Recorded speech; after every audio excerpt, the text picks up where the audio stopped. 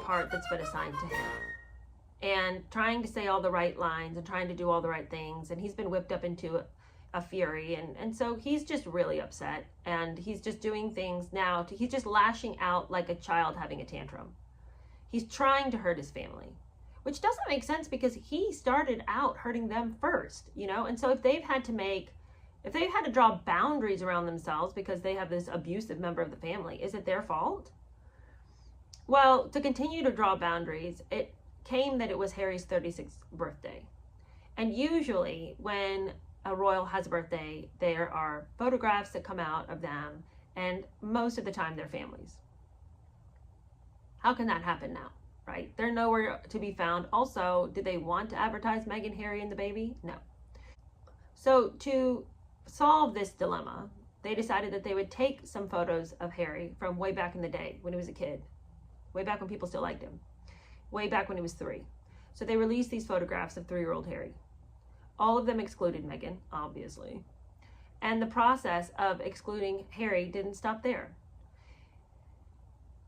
I wouldn't even say that they were trying to make some great big stab at Harry. It's just the show must go on, right? And Harry's not around. So to highlight the COVID crisis, the Queen had visited Porton Down, Britain's secret science park. Seen for the first time in 7 months, she was accompanied by William. Well, she's not over there being accompanied by William to be like, look who I'm not being accompanied by. It's just, we got stuff to do. William, let's go. But that's not how Harry saw it. And to add insult to injury, at the Remembrance Day ceremony, he had rung them up and said, could you please lay a wreath for me? But his wish was rejected, which made him just rage against the palace officials. They had always tried to get in his way. But the reality is the Queen herself is the one who denied that request. And he would have known that. So he can be over here pointing fingers at the people he's not scared to point fingers at. But he never came out and said it was really the Queen who had done it, because he was scared to say that.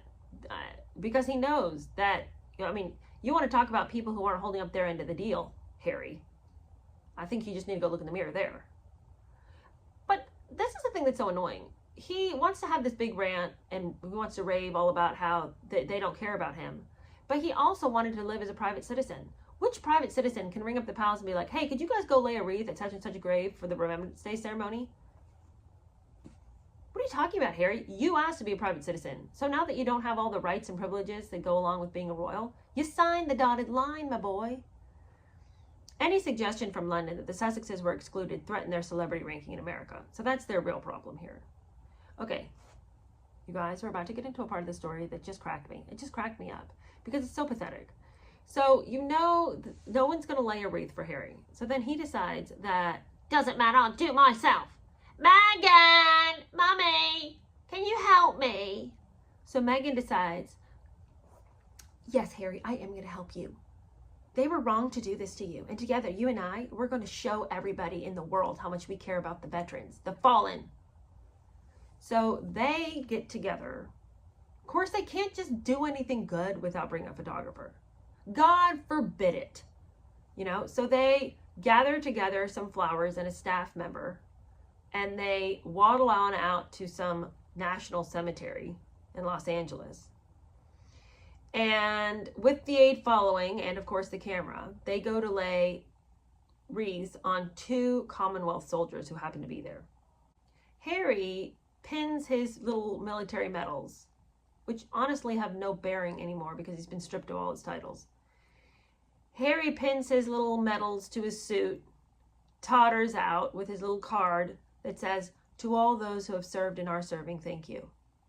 After they get enough photographs, they get back in the car. And those photographs were released for global distribution. Now, Harry claimed that he had not orchestrated a publicity stunt to reassert his abandonment by the royalty. He wasn't trying to highlight what they did. He was just trying to do a good thing. And they couldn't strip him of his birthright. They aren't going to lay a... You aren't going to lay a wreath for me. Doesn't matter. I can pin my medals to my chest, bring my own flowers. Well, good, Harry. That's exactly what you should have done. If you want to go and honor the fallen, go do it. As a private citizen, you have every right to do it. But you don't have any right to just call up the palace and say, hey, now go do my bidding. Sorry, you don't get to do that anymore. You're out. And for Harry to have to come out and take all these pictures and stuff, how is that not him trying to get back at the palace? If he just wanted to do the right thing because he wanted to honor the fallen, he could have done that silently on his own, even without Meghan. But I mean, it's fine if he wants to bring his wife, that's fine. But you need an aide to carry the flowers. You can't carry the flowers yourself. You're such a diva that you can't even carry your own wreaths to lay them on the grave. It's got to be this great big show. You will never sell us on the stupidity that this is not me trying to have some kind of publicity stunt to shame the royal family. Then what is it? Then what is it? Your birthright? Your birthright does not include you being able to tell people what they should do on Remembrance Day.